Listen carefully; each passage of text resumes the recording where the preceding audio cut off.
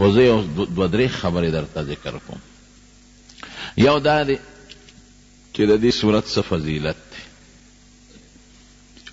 او دویم د دې شان نزول څه دی، او دریم په دې صورت کې یو ضروري غوندې یو ناشنا واقع ذکر شوی ده، د هغې مختصر بیان به درته وکړم. د دې صورت فضیلت دا دی، په مسلم شریف کې او په ابو داود شریف کې یو حدیث دی.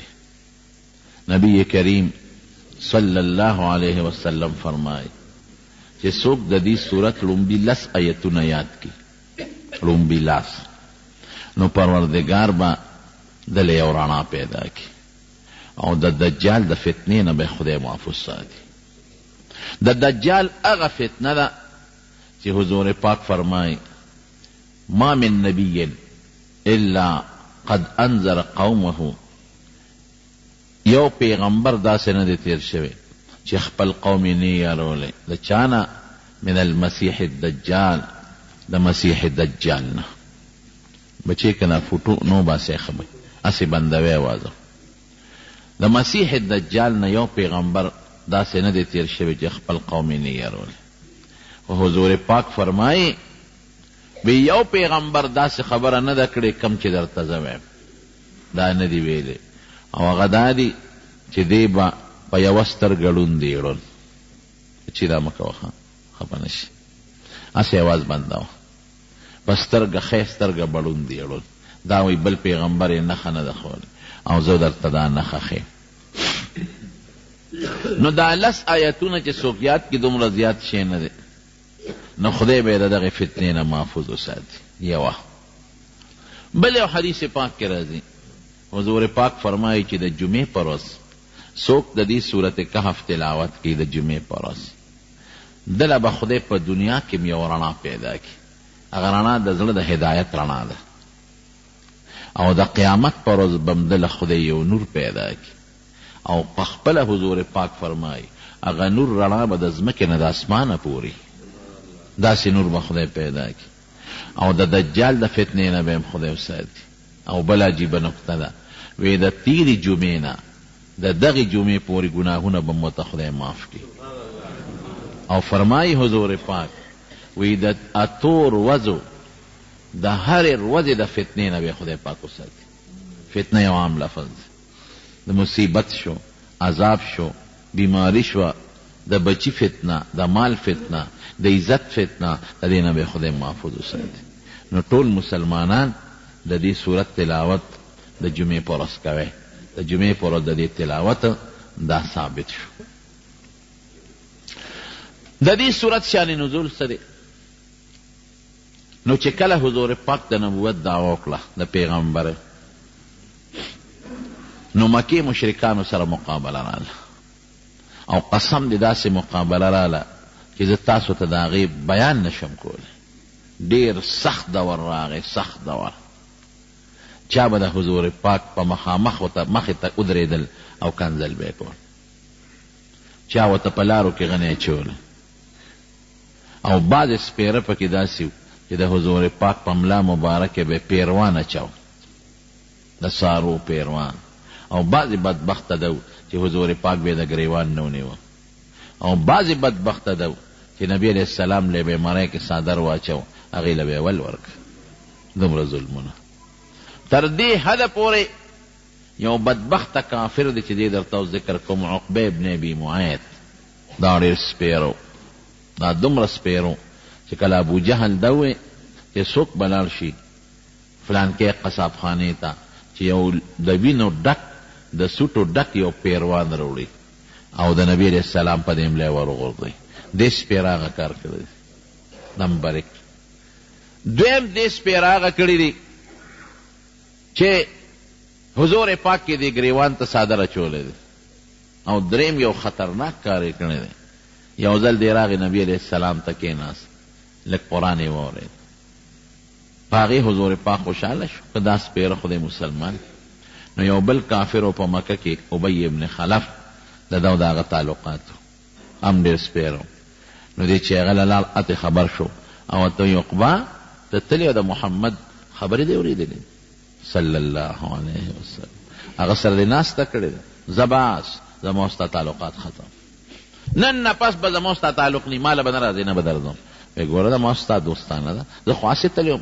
وی نه باس چې تا د هغه مجلس کې ناسته وکړه او د هغه خبرې دې واورېدې، زما ستا ختم، نن نه پس به ما ستا تعلق ختم.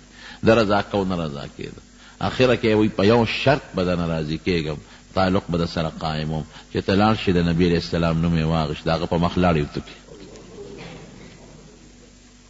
هله به دې پرېږدم. دا سپېره راغلی دی او هغه عمل هم ده کړی د حضور پاک په مخ کې. څومره ګران کار. دغه عقبه دا تکلیفونه صحابه وهل، روانې جګړې جرګې هر څه پکې وشو، ناکام شو کافران. چې ناکام شو دا عقبه بیا خدای مردار که، بدر کې دی گرفتار شو، جمدی ونیوی شو او نبی کریم صلی الله علیه وسلم خو به دا گزاره کوله. صحابه وی چې دی به موږ له خدای کم ځای په ګوتو راولي، مدینې ته په قیدیانو کې بوته لاره کې یو ځای مردار که.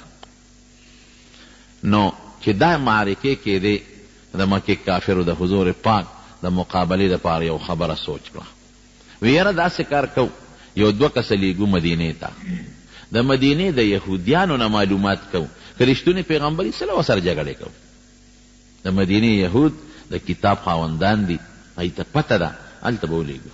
نو دا عقبه ولیږه، دا سپېره بدبخت عقبه ابن ابي معاید او یو بل کافر نضر ابن حارث، دا دوه کسې ولیږل. وی تاسو لاړ شئ او د مدینې د یهودیانو نه تپوس وکړئ چې مونږ کې یو هلک د پیغمبرۍ دعوه کړې ده، دا شکل، دا صفت او دا خبرې کوي چې هغوی څه وایي. دې دواړه لاړل مدینې ته. په مدینه کې یهودیانو اوسېدل، هغوی نه تپوس وکړه. هغوی ورته وی د دریو خبرو تپوس ته وکړئ، که دا جواب یې ټیک درکړه دی به رښتونی پیغمبر یې. ځکه موږ کتابونو کې د آخري زمانې د پیغمبر د دنیا د راتلو چې کومه موده ده نو هغه همدا ده. ممکن ده چې د آخري زمانې پیغمبر راشي، خو هغه دا درې خبرې بې د پیغمبر نه بل چاته نه دي معلومه. نو که جواب یې درکړه ټیک خو صحیح ده، که در یې نه کړه نو دی به دروغجن پیغمبر. هغې چې رالل میټنګ یې راوغوښته، وی دغه رنګې د مدینې یهودیانو درې سوالونه مونږ ته کړي دي، هغه درې سوالات مونږ د نه کوو، که جواب یې راکړه دی به رښتونی پیغمبري، که یې را نه کړه دروغجن. دریو سوالاتو کې یو سوال دا چې تاسو دنه تپوس وکئ چې یو څو هلکانو چې هغوی د خپل ښار نه تښتېدلي دي او ورک شوي دي، د هغې هلکانو معلومات راکړه چې دا څوک او دا ولې لاړل، دا کم ځای ورک شو، د دې واقع ذکر کړه. چا ته چې اصحاب کهف وایي. دویم یو سړی چې د مشرق نه مغربه پورې په دې علاقه ګرځېدلی دی، دا به څوک دا معلومات دی والی، دا هم ناشنا ده او دا ړومبی هم ناشنا ده. او دریم د روح تپوس ته وکړئ چې روح څه ته وایي. دې وی ډېره ښه ده. کېناستل نبي کریم صلی الله علیه وسلم، وی مونږ له د دریو سوالاتو جواب را، که دا دې راکړه مونږ به ومنو ته چې ټیک وې، او که دا دې را نه کړه بیا به ته دروغجن پیغمبر یې. نبی علیه السلام ورته وی سار له به جواب درکړم، ځکه زما جواب خو رضانه نه جوړو، نه خو ما سره څه خط و کتاب شته چې هغې ته ګورم. پیغمبر علیه السلام خو امي و، نه په خط کتاب خو نه پوهېده. نو زه به د وحی انتظار وکړم، الله نه به وغواړم ماله به الله جواب راکړي، نو سار به دله جواب درکوم. اتفاق ته ګوره، حکمتونه پکې وي د الله پارچې کې حکمتي. د نبی علیه السلام انشاءالله لفظ یې هېر شو، دی ونه وی چې سار له به جواب درکم انشاءالله، دا انشاءالله ونه وی چې وی نه وی بیا الله خفه شو، جواب لیټ شو. دی سار له رالل، نبی همې ما ته لا اطلاع نه ده راغلې، رښتیا خبرې کوم دروغ نه وی. بله ورځ هم رانله، 15 ورځې وحی لیټ شو. حضور پاک هم پریشانه دی، صحابه هم پریشانه دي، او د مکې کافران شپیلي وایي او لوبې کوي او ټپار کوي چې اوس به پته ولګي. 15 ورځې پس وحی راغله، ولا تقولن لشیء انی فاعل ذلک غدا الا ان یشاء الله. ولې چې یو کار وی سار له به کوم انشاءالله به ورسره خامخا وی. په دې زه خفه دا به نه وی چې دا به زه جواب در کوم، بیا چې خدای وغواړي زه به جواب در کوم. نو بیا دا درې واړه جوابونه وله ورکړل. د روح جواب مو شو، یسألونک عن الروح قل الروح من امر ربی. او د هغې پیغمبر واقعا بیان شوه چې د هغې سړي واقعا بیان شوه چې کم د مشرق نه مغربه پورې سفر کړی دی سکندر ذوالقرنین. او دریم د دې صورت سره چې کم تعلق دی هغه هلکان چې هغوی د خپل ښار نه وتي او څه شو نو د هغې واقعا بیان شو. نو دې صورت کې رب العالمین هغه واقع ذکر کړي او زه بیا درته مختصرا ووایم. دا یو زمانه کې د حضرت اختلاف پکې شته. ګورئ قرآن شریف تاریخي قصه ګورئ نه ذکر کوي، په دې ځان پوهېږي. صرف یو واقعه قرآن شریف تفصیلي ذکر کړې ده چې هغه د حضرت یوسف علیه السلام واقعه ده، او باقي تفصیلي نه ذکر کوي. یو حصه یو ځای ذکر کړي، بله حصه بل ځای ذکر کړي، مخکې حصه رستو ذکر کړي، رستو حصه مخکې ذکر کړي، چې څوک دونه وایي چې قرآن شریف د قصو کتاب دی. دا واقعات صرف دې دپاره ذکر کوي قرآن شریف کې الله وایي د عبرت دپاره. واقعه دی لذکر یو عالم واقع ذکر کړي، دې دپاره ذکر کړي چې خلک د واقع نه خلک ډېر زر عبرت لي. واقع ته خلک پوره توجه هم ورکوي، هسې عامو خبرو ته څوک توجه نه ورکوي. نو نبی کریم صلی الله علیه وسلم ته په دې صورت کې الله د هغې اصحاب کهفو هغه ذکر کړی دی، او هغه واقع هم داسې ذکر کړی دی چې تفصیلي نه ده. بیا علماو پکې څه خبرې اترې کړي دي. دا خلک دا اوس وکړ، دا کم ځای پیدا شوي دي، او دا اصحاب کهف دا بیا کم خواته دي او کم ځای کې رک شوي دي، او د دې مقصد څه دا یو واقع ده. نورونو د عیسی علیه السلام نه پس ګورې اختلاف پکې شته. د عیسی علیه السلام نه پس 2500 کاله پس دا هلکان په یو وطن کې په یو ځای کې پیدا شوي دي. کم بادشاه چې په هغه علاقه کې و د هغې بادشاه نوم دقیانوس و. دقیانوس بادشاه و. د هغې بادشاه په زمانه کې د هلکان پیدا شوي دي، او دا هلکان شهزادګان و. شهزادګان ده چې د مختلفو علاقو د ګورنرانو بچي و، د وزیرانو بچي و، او دا هلکان ډېر په ناز و نعمت کې لوی شوي دي. ځکه د بادشاه زوی چې لویږي هغه خو نه کار کړي، نه قصب کړي، نه لاسونو کې د کار سره بلی دي، نه خپې د کار سره بلی دي، وجودونه نازکي نازک مزاج هلکانو. او د خپلې وزیر یا د ګورنر د دغې خلکو بچي و. او زمانه د دقیانوس وه، او د عیسی علیه السلام نه 2500 کاله پس دا واقعه وه. دقیانوس بادشاه دی، مشرک بادشاه دی، او کم خار سره چې د دوی تعلق او کم علاقه د هغې نوم افسوس و. افسوس په سین سره، مخکم سین دی وروستم سین. بادشاه مشرک و، شرک پې کو، او بادشاه ته به خلکو سجدې لګولې. کم سړی چې به دربار ته راغی نو لومبې به یې بادشاه ته سجده ولګول. او بوتان یې جوړ کړي وو، غټ غټ بوتان، په چوکونو کې بوتان لګولي، غټو غټو شهرګانو کې جوړ لګولي، او په خپلو محلاتو کې لګولي بوتان، او ځای په ځای بوتان خواره کړي، او کورونو کې حجرو کې خلکو سره بوتانو د دغه بوتانو سجدې به یې کول، عبادت به یې کول.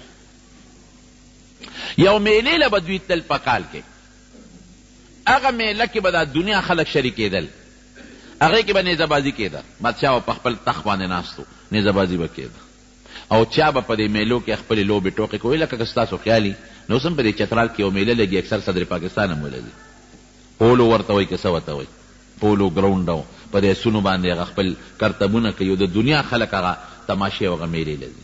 یا مثلا په 23 مارچ باندې، او یا مثلا په دې بعضې 14 اګست باندې چې دا فوجي میلې لګي، او د ټینکونو د دې مظاهرې پکې خلک تماشې لګي. دقه رنګې به دې بادشاه یو میله لګېدل، هغې کې به هغه فوجي تربیتونه هم کېدل. د هغه زمانې چې څه فوجي تربیتونه، اسونه به هم پکې خلکو زغلول، بادشاه به وزیران به او دا دنیا به راغونډه وه. دقسې یو میله لګېدلې ده. بادشاه دی دقیانوس، وزیران دي لګیا دي، خلک خپل کرتبونه کوي، بوتان لګېدلې دي، بوتانو ته سجدې کېږي. بادشاه ناستې تخت لګېدلې دی. اتفاق ته ګوره چې ته د یو اونې نه یا د یو چت نه یو پیشو را ټوپ کړی. پیشو چې څنګه را ټوپ کړي، پیشو د بادشاه د خوا سره پرېوته. خو دې بادشاه دام دعوه کړې وه چې ګوره یو خدای زه مې ما د خدایه دعوه هم کړې ده، او خلکو له خپل بوتان هم ورکړي دي، خپلې ډانچې چې دا په کور کې کېدی، او زما دې بوتانو ته سجدې لګوئ. چې څنګه پیشو را پروتې ده او پیشو ټس کړی دی، نو چې د بره نه یو شی را پرېږدي نو خلک خامخا ویرېږي چې څنګه را پرېوت. بادشاه فوراً ټوپ کړلی، غوبل شو چې دا څه چلو شو، کله یو خوا منډه وي کله بل خوا منډه وي، مرګرو لاس نه ونیو چې صاحب څه خبره نشته، پیشو د بره نه راپرېوته. دې لکانو په اړه کې سوچ وکړه چې که دا خدای وي نو دا دومره یره به پرې نه راتله. په خدای خو یره نه راځي، ده خو دومره یره د واغېشته. زه به دې تعبیر وکړم، کتابونو کې نشته، زه به ده وویم چې که پرتوګ یې چوکت نو ممکن ده چې ټول به لړلي. فرعون سره هم دا چل شوی.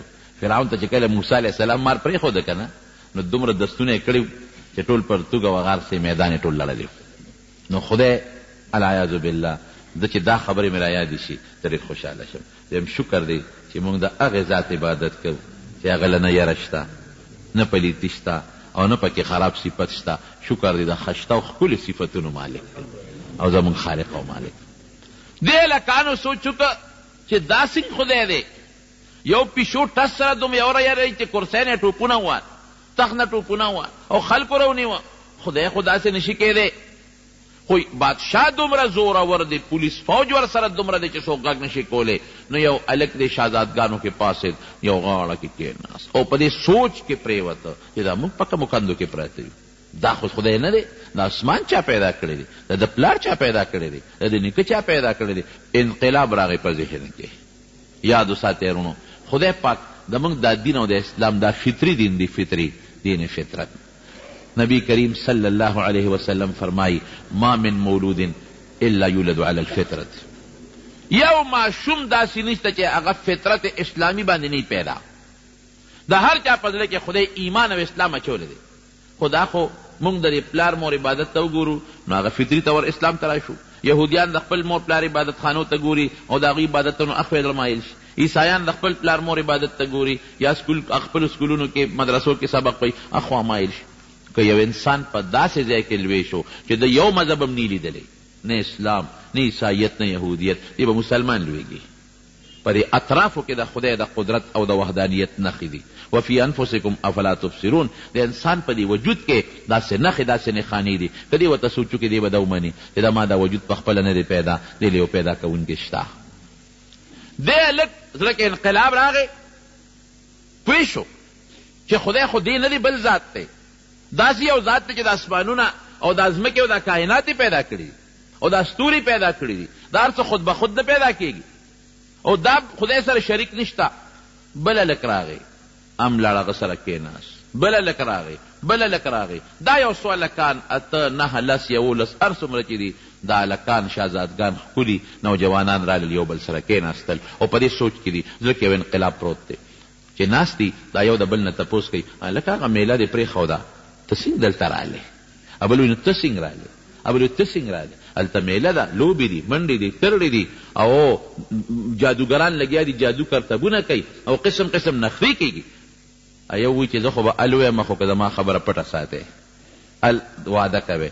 وی بلکل موږ به پټه وساتو. وایه وی زما زړه کې خدا رالل چې دا دقیانوس خدای نه دی، الله واحد لا شریک وحده لا شریک له، یو ذات دی چې د دې ټولو کائناتو مالک دی. او لکه مې دا راغلی چې دا بوتان خو موږ په خپلو لاسو وتراشل او جوړ هم کړل، دې ته موږ عبادت کوو. نو زه خو په دې سوچ کې شوم درازان له شوم. ابلوی قسم دې زما هم دا سوچ دی، ابلوی قسم دې زما هم دا سوچ دی، ابلوی قسم دې زما هم دا سوچ دی.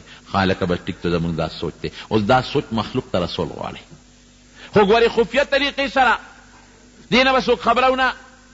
ولې که بادشاه خبر شو، سرکاری مذهب بت پرستی ده، که بادشاه خبر شو یا زمونږ پلاران خبر شو یا مشران خبر شو نو سزا به راله راکړي. پټ پټ به داسې دا شیخ وره اوسه مشوره سلا به کوو، خو خبره پټه کوم ځای پاتې کېږي.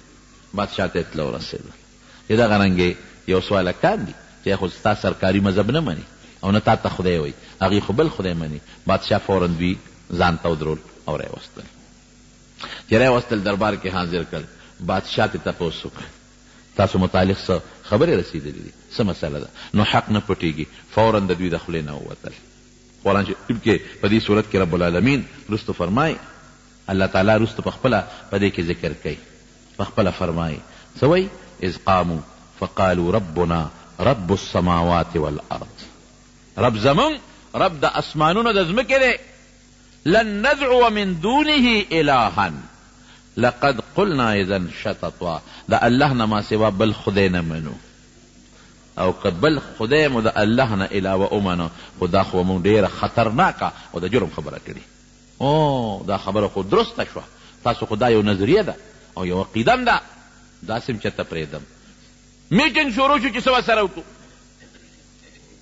پلاران یې چې کوم وو هغې وغوښتل وی ستاسو بچي خو دا عقیده لري څه ورسره وکړو. هغه ویرېدل وی بادشاه سلامت چې ستا خدای نه مني او ستا مذهب نه مني، زمونږ بچي دي مونږ ته دستبردار چې څه ورسره کوې ورسره یې وکړه. بعضې خلکو وی چې نه صبر ورته وکړه. چا وی صاحب مړې کړه. میټینګونه کېدل، بادشاه وی نه یو چل کوم، دوی له بله غوندې مهلت ورکړو. که دوی خپل زوړ دین ته واپس شو خو ډېره ښه ده، او که خپل زوړ دین ته واپس نه شو نو بیا داسې سزا به ورکوم چې د عبرت سزا به داسې سزا به مې چاله نه ورکړې. وی ځای بچې تاسو هلکان یې ناپویه یې، تجربه نشته بې تجربې یې، ځای لړ شئ سوچ وکئ مشوره وکئ. تاسو له 2 ورځې پورې مهلت، که خپل زوړ دین ته واپس شوې ښه پخه ګنې بیا به در سره ګورم، سرمنې به مو باسم پرېږدم نه، تاسو له مهلت در کوم. اوس که سمدستي م وجنم خلک وایي ظلم یې ورسره وکړو. هلکانو هغه نه پوهېدل، دې مشر و دې خو پوهېده مهلت در کوم. دې ویې ډېره ښه ده چې دې بار څنګه راووتل، یو بل سره مشوره کوي چې دې ظالم بادشاه نه مونږ څنګه اوس بچ کېږي. د ده د یارې نه خو زمونږ پلارانو هم انکار وکړ، نور خلکو ته به مونږ څنګه دین ورسو، څه به کوو اوس. ګوره نیازبین هم وکړه، کوم چې نیازبین لوی خو نه سفر کولی شي نه خدمت کولی شي. یو بل سره دا مشوره وکړه چې د کوره به لږې پیسې راوالو او چېرته بار به وځو. د ده د بادشاه نه به چېرته ځان بار وباسو. به دا بادشاهي نه صحیح که نه بل ځای صحیح. هغه خو به داسې بادشاه نه وي لکه زمونږ د پاکستان چې ده، هغه خو به داسې بادشاهي وي لکه چارسدې چې ده یا د پېښور وه. نو چارسدې نه خو سړی مردان ته م تللی شي او پنډۍ ته م تللی شي او پیاده منډې چې والي لاور او کراچۍ ته م تللی شي. ډېره ښه ده. کورونو نه پیسې راواغېستې، چې پیسې راواغېستې یو لږه لږه صدقه وکړه او رالل یو غار دی د دې د کلي نه بار د کلي په خوا کې هغې غار ته ورننوتل چې دې غار ته به ننوځو ځکه که بار ممکن او مشورې میټینګونه کوو نو د بادشاه کارندګان او دا پولیس او دا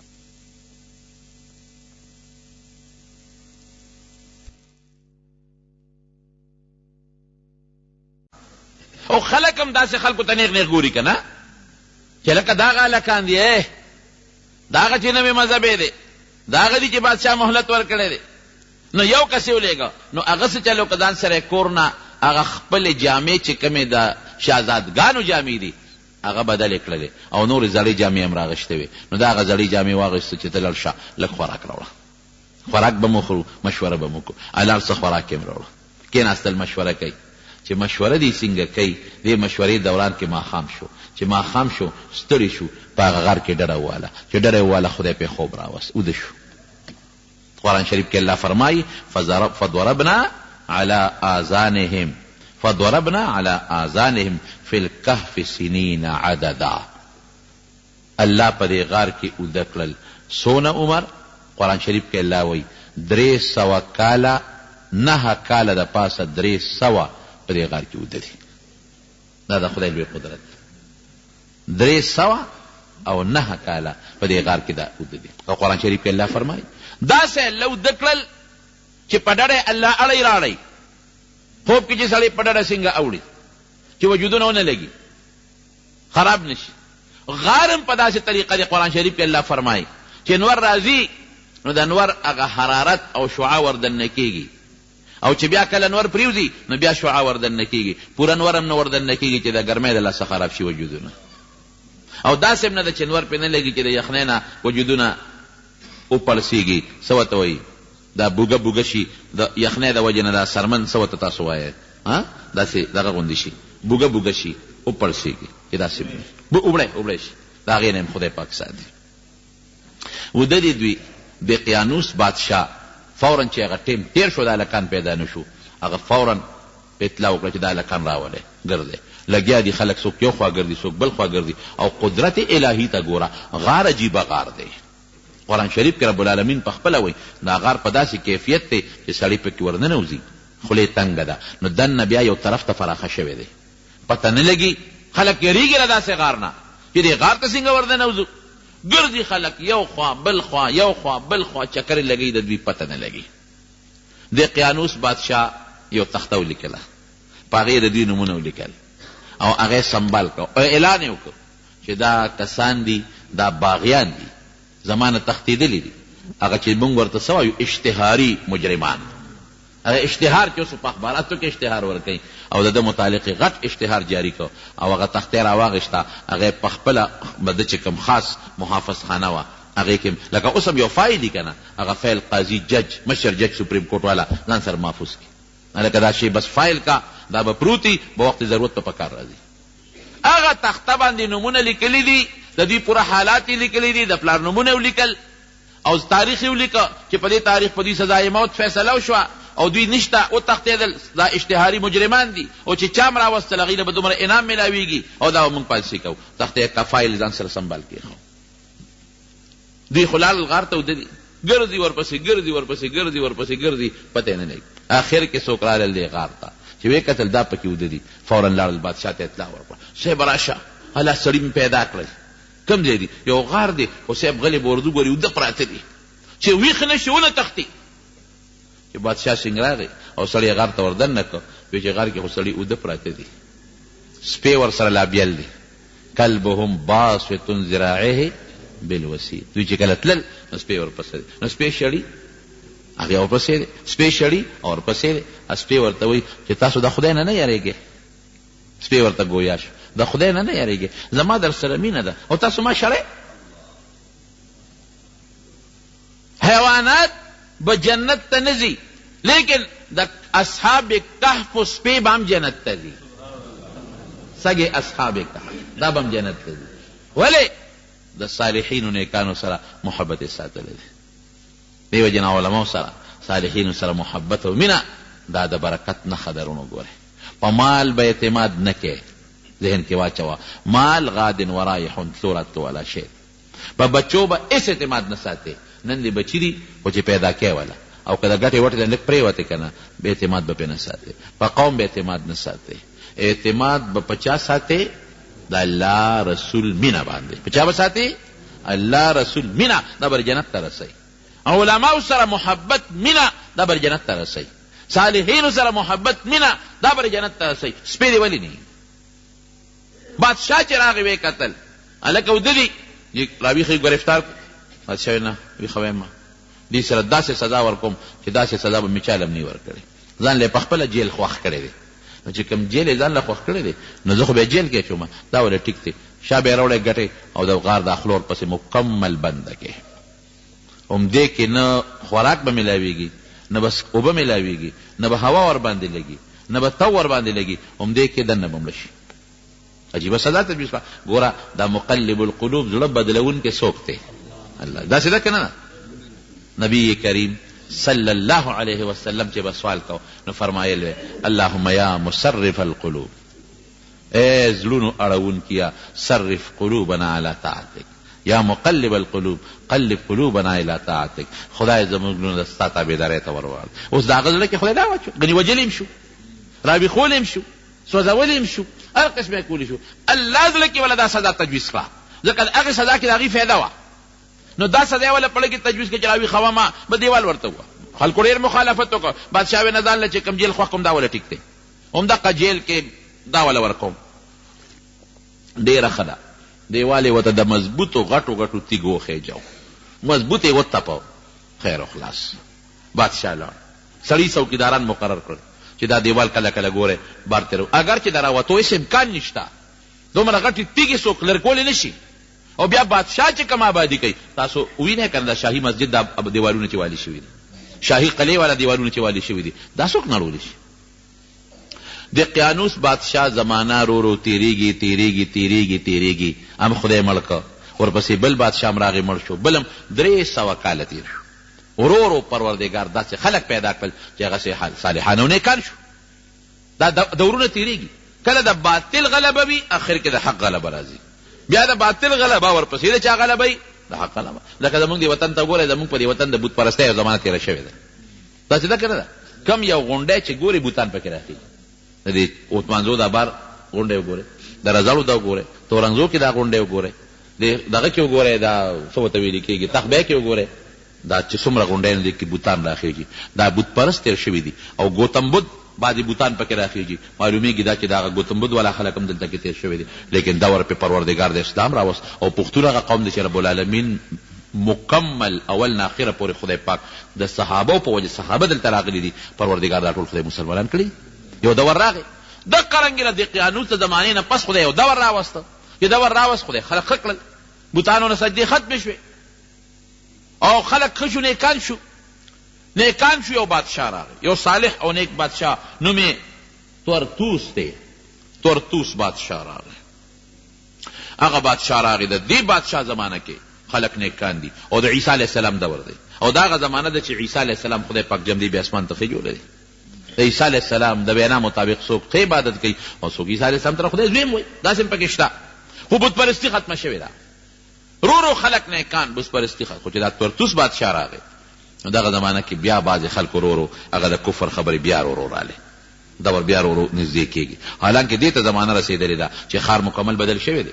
ښار کې جوماتونه جوړ شوي دي، ګرجې جوړې شوي دي، د ښار په دروازو باندې لا اله الا الله عیسی روح الله لیکلی شوی دی. هر څه بدل شوی دی، بوتان مات شوي دي. خو دا بادشاه چې دا تورتوس بادشاه راغی دې وخت کې بعضې خلکو دا عقیده رو خوره شوه چې یاره دا خلک به څنګه واپس جمدي کېږي.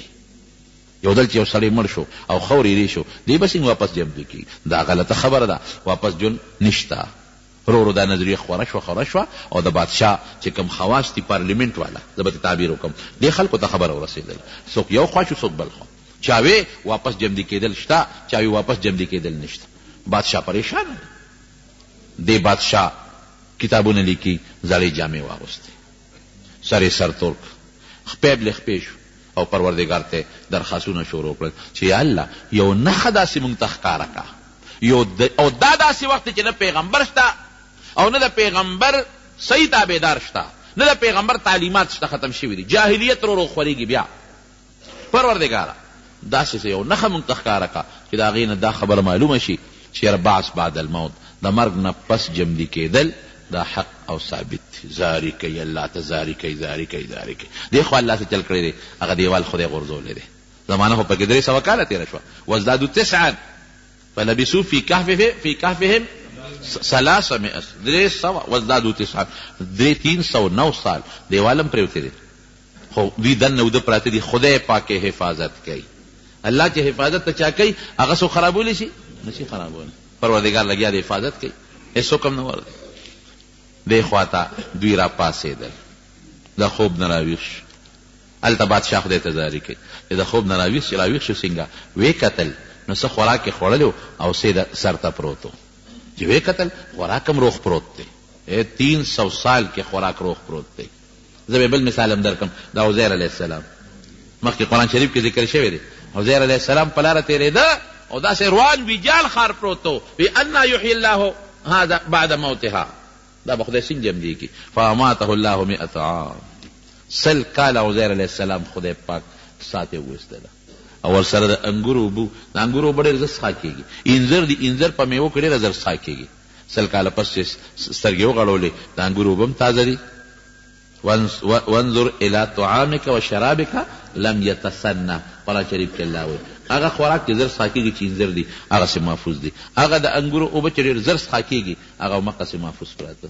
دا هر څه خو د الله په اختیار کې دي که نه. دا څښاوالی ولې راځي؟ د جراثیمو د ذریعې نه او د آب و هوا د ذریعې نه او د حرارت او د برودت د وجې نه. او دا هر سره چا په لاس کې دي؟ د الله په لاس کې دي. جنت کې یو شی هم نه څښا کېږي. زه کله کله یو مثال ورکوم. زه دا ماشوم د مور په ګېډه کې دننه په څومره ګندګۍ کې پروت دی او په اوبو کې ډوب پروت دی، په اوبو کې ډوبه، لیکن دا ماشوم نه څښا کېږي. عقل خو یې څښا دي شي. او مخصوص ټمپریچر دا د مور په دې ګېډه که ته وایې چې دا څنګه په دې څنګه دی پوهېږم. د مور په ګېډه کې د ماشوم پروت دی، هغه مخصوص ټمپریچر غواړي. په ژمي کې متعله هغه ټمپریچر رسوي، اوړي کې هم ورته رسوي.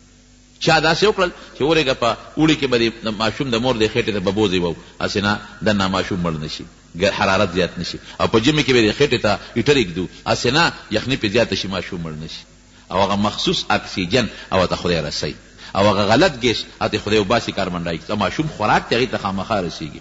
نه دغه ځای کې وجود دقسې خاموش پروت دی، نوکان جوړېږي، ویخته جوړېږي په سر باندې، اډوکې جوړېږي او په اوبو کې ډوب پروت دی ماشوم او جمدی پروت دی. کم خدای چې دا کار کوي دا هلکان په دا 300 کاله ساتلی شي که نه شي ساتلی؟ یو قادیانی و، زمونږ یو عالم سره بحث و مناظره وه. نو دا قادیانان دا نه مني چې عیسی علیه السلام بره په اسمان کې دی. دې میرزا غلام محمد قادیاني ته مسیح وایي. وی تاسو خو وایئ چې عیسی علیه السلام بره په اسمان کې دی. وی ستاسو خو دا عقیده ده چې په اسمان کې نه بول شته واړه او نه لوی. بلکل. وی دا عیسی علیه السلام هلته اودسمات یې کوم ځای کوي؟ نه مولانا صاحب ورته وایي وی د مور ګېډه کې څو میاشتې تېرې کړې دي؟ وی 9 میاشتې. وی مور ګېډه کې د غول کوم ځای کول؟ هغه کموډو ښایه که نه چې کوم ځای پې ته ناست وې او واړه بول چې د کول هغه ځای راته وښایه. شابه ډېران وښایه چې د مور ګېډه کې دې پکې متیازې کولې. وی الله راله بندوبست کړی نو د خبیث بچی چې تا له دلته بندوبست کولی شي هغه هلته نه شي کولی. دا اسباب د چا په لاس کې دي؟ اور یو سبب د سوځېدو دی، دا خو منې که نه. لیکن ابراهیم علیه السلام چې ورپرې وسوځوي نه. اوبه د غر کېدو سبب دی، لیکن موسی علیه السلام څخه خپل قوم پې خدای پاک راپورې باسه که نه. دا موږ ته الله مثالونه ښیي. جناب نو دی یو چې راویښ شو خوراک هم پروت دی. دا یو ورته وایي چې لکه څونه ټیم به زمونږ د خوب شوي، رو خبرې کوه، بر څوک ونري د قیانوس دی څونه. یاره ممکن ده چې یو شپه به مونږ خوب کړي، یو شپه به ابل ورته وایي یاره الله اعلم، الله ته پته ده چې څومره ټیم به. قرآن شریف کې الله وایي یو وایي چې یو شپه، بل وایي الله ته پته ده. دا دویم ټیک وایي چې الله ته پته ده.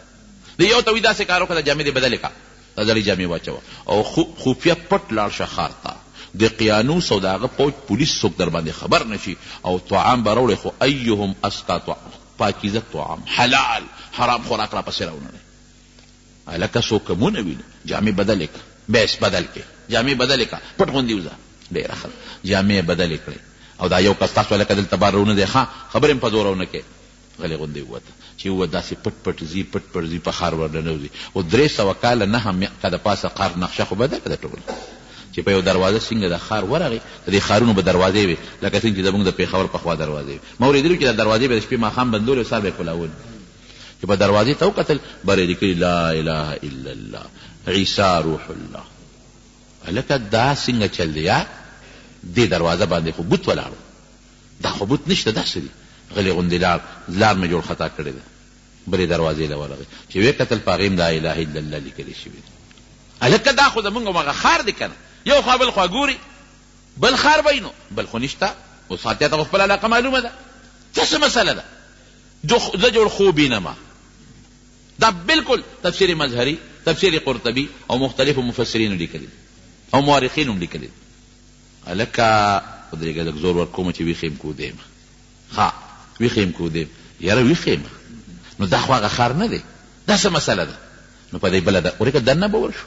چې دننه ورغې اوس دې پټ پټ رور و پټ پټ کېږي څوک مې وپېژني چې ګوري هلکه دا خلک خو ټول بدل دی. هلکه دا جومات څه کوي ګرجا؟ هلته خلک خبرې کوي د عیسی علیه السلام نوم اخلي. یلکه عیسی علیه السلام دا خلک څنګه پېژني؟ ته خو چې موږ پرون تلو نو نه چې عیسی علیه السلام پېژنده، نه دلته ګرجه وه او نه دا کلمه وه او نه دا ښار داسې و. خو دا څه مسله ده؟ یاره داسې معلومیږي چې زما دماغ خراب شوي دی، دماغ مې کار نه کوي. خیر په دې کشمکش کې دی را کار څه چې دي ملګرو ته به دا ناشنا قصه کوم. خو چې څه ډوډۍ خولي یو سم یو دوکاندار ته ورغی، چې دوکاندار له ورغی هوټل والا نه ډوډۍ اخلي، هغه ته هغه پیسه راواغېسته روپۍ هغه یې ورکړه. دا واخله او مال ډوډۍ راکړه. هغه چې روپۍ ته وکتل ښه خزانه دې مونتې ده که غلا دې کړې ده. روپۍ خو 300 سال مخکې والا ده که بدلې شوي دي اوس.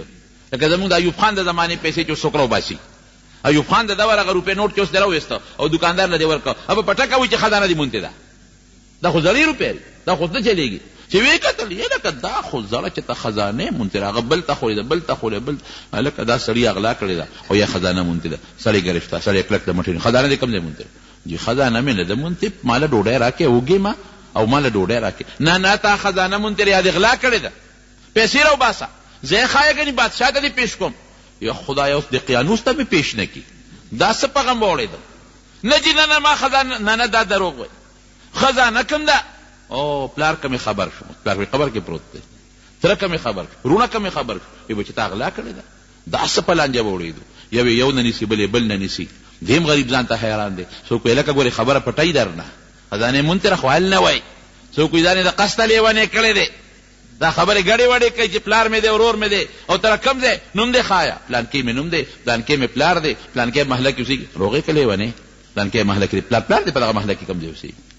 دی ځان د قصد لیونی سړی یې ونیو وینیو بویه ته او خلک هم ورپسې دي الګوله جلوس ته چې پاګل دي څوک یې لیوی څوک یې خزانې منتره څوک یې ګړې وړې وی سړی یې نیغ بوتلی دی او بادشاه ته تورتوس بادشاه ته ور مخامخ کړی دی او بادشاه دغه وخت کې لګیا دی خپل رب ته لاسونه نیولي دي الله داسې یو نښه راپېښه کړي چې زما دا قوم د مرګ نه واپس جمدي کېدل نه مني خدای چې ویې مني دی یې پې وردن نه کړ وایي بادشاه سلامت یو غلم نیولی دی او دی اوس رپېږي چې دا خو هغه بادشاه هم نه دی د قیانوس خدا نه دی دا بادشاه څه شو بل بادشاه د کمې راغی چې ور مخامخ یې کړ ورته یې ویې چې ستا څه نوم دی وی زما نوم دی مکسل مینا بادشاه سوچ کې پریوت هلکه اوس هغه فایل راوباسه بادشاه سره خو فایل پروت دی تخته راوباسه تخته یې وکتله او پېښ شو هلکه به تاسو غلی شئ ما سره وپېژنم څه نوم دی مکسل مینا پلار دې څه نوم دی فلانکې د کوم کلي د فلانکې کلي بس پرېږدې د سړي ټیک وایي وی دا هغه هلکان دي چې 309 سال مخکې روک شوي دي دا یو پکې پیدا شو هغه وی 309 سال مخکې نه دي بیګا تلی یو په غار کې وده یو بیګا خبره دې رستو ده بیګا سره بیګا تلی دی ټول خار بدل دی د کم بادشاهي و بیګا وی د دقیانوس پته خو لګي که نه چې جناب بادشاهي کله تېره شوې ده او د هغه نه مخکې د چا بادشاهي وه خلکو ته خو دقیانوس نه معلوم وی ټیک وی دقیانوس بادشاهي 309 سال مخکې تېره شوې ده ته ټیک وی پلار دې څه نوم دی پلان کې قوم قبیله تختې راویسته فایل روت فایل کې هر څه لیکلي شوي وو دا هغه اشتهاري مجرمان دي چې 309 سال مخکې بادشاه ورپسې اشتهار کړی دی خزانه کې هر څه لیکلي دي وروره ټیک پې کښېنه بادشاه نه ولې تختې دی د قیانوس نه هغه مشرک و بوتانو عبادت یې کو وی الحمدلله اوس داسې بادشاه له راغلی چې الله یو منو عیسی علیه السلام د خدای پیغمبر منو سړی مطمئن شو دې سوچ کې دی خو 309 سال مونږ خوب کړی دی بادشاه قوم ته وی راځئ اوس ما د خدای نه غوښتې وه پروردګار راته وښوله دا خلک الله وده ساتلي دي 309 سال او خدای پاک واپس روغ کړل دقه رنګې به پروردګار موږ مړه کړي او د قیامت پر ورځ به خدای پاک راوچت کړي د مکې مشرکانو به دا وی نبی علیه السلام له یو کافر راغی او یې داسې دغه راواغېسته زوړه ډوکې او په دې ګوتو یې داسې ورجو وی ته څه وایې چې دا به واپس جمدي کېږي نبی علیه السلام ورته وی او دا به واپس جمدي کېږي اذا كنا عظاما وترابا أئنا لفي خلق جديد او اباؤنا الاولون دا به واپس جمدي کېږي الله وی بالکل ته به هم جمدي کېږي واپس ستا دا پلار و مور به واپس جمدي کېږي چې کوم ذات د نیس نه د نش نه شته ته انسان راوستی شي او د یو نطفې نه د یو رکوټې چینجي نه خشته انسان جوړولی شي نو چې دا کومه ډانچه چوره ده غوښه پې نشته صرف هډوکې دي هغې نه واپس جمدي کولی شي که نه شي جمدي کولی الله په دې قادر ځای چې ځو تماشه ووینو د ملګري ووینو دې ته مخکې د بادشاه وزیران ورپسې دي غار له رالل وی تاسو داسې وکړئ تاسو په دې غار یکدم مور دی ملګري به مې ویریږي وی به چې دا خو د قیانوس راغی زه ورځم چې لاولې پوی کم وی ډېره ښه ده دی په غار وردن نه شو ملګرو ته یې وی چې یاره څونه موده به وی یو شپه څونه موده به یا بل وی سر وی 309 سال هم نیکبختو خوب کړی دی هسینګه ټوله قصه یې ورته وکړه بادشاه راغلی سره د وزیرانو او بادشاه مسلمان دی وزیران مسلمانان دي ګرجې جوړې دي د الله عبادت پکې کېږي دی راووتل واپس راغلل چې راووتل د ټولو سره ملاقات وشو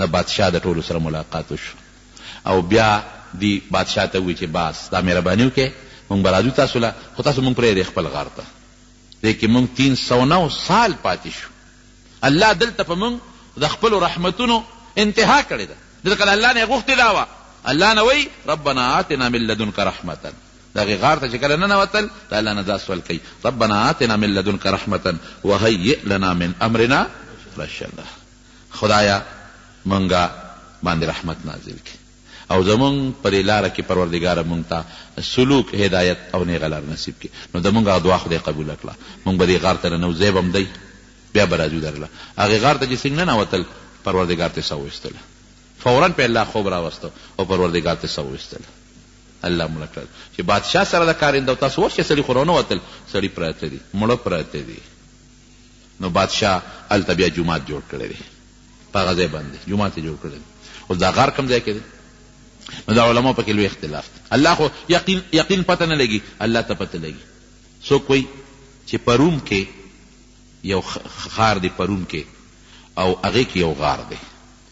تفسیر قرطبي لیکلی دی په هغې کې د 21 سړو ډانچې پرتې دي.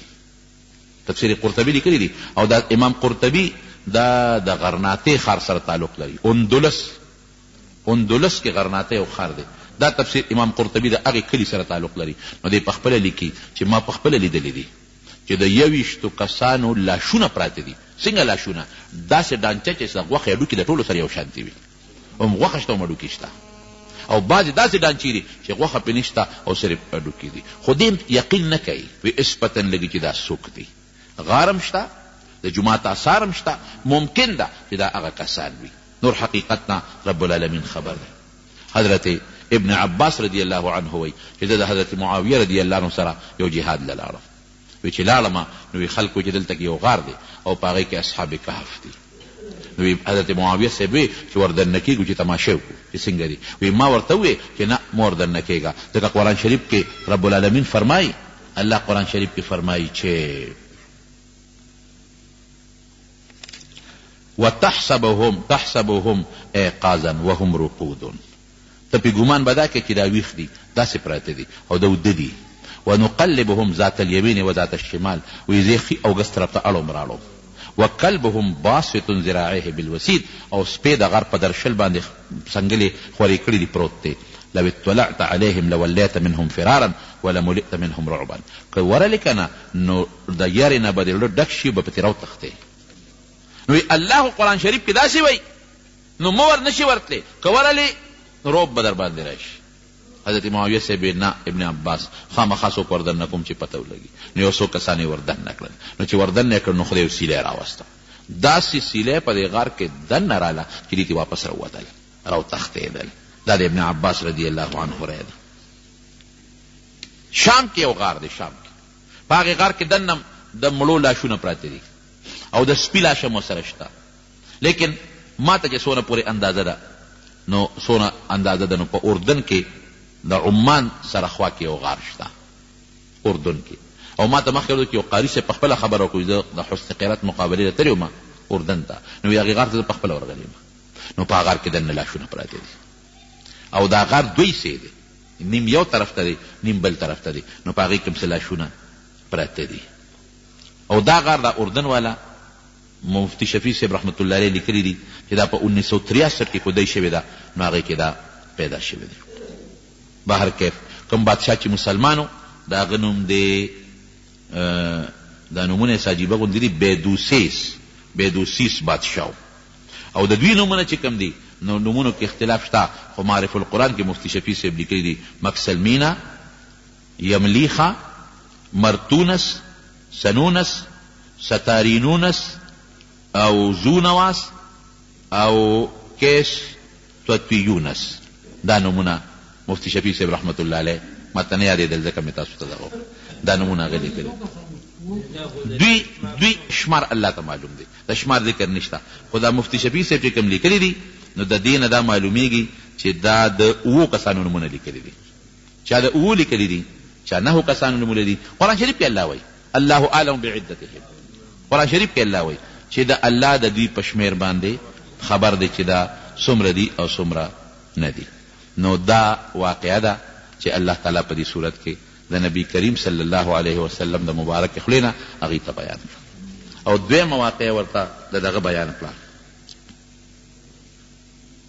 دویمه واقعه ورته د دغه بیان کړه ذوالقرنین. او درېمې ورته د روح متعلق جواب ورکړه. لیکن هغه سپیرو بیا هم هغې د پاسه انکار وکړه. سپیره خلک بیا هم سپیره وي. بهر کیف ته خو ما وخت ختم دی تقریبا. حافظ صاحب چې دی زمونږ مولانا حسین علی جان صاحب د ده مونږ سره محبت دی، دله خدای ډېر ښکلی علم ورکړی دی او تاسو ته ترجمه کوي او مونږ سره مینه ده. نو کله کله په دې ثواب کې مونږ هم دې شریکوي او تاسو هم شریکوي. زه خو ډېر خوشحاله شوم چې دومره ګڼ تعداد کې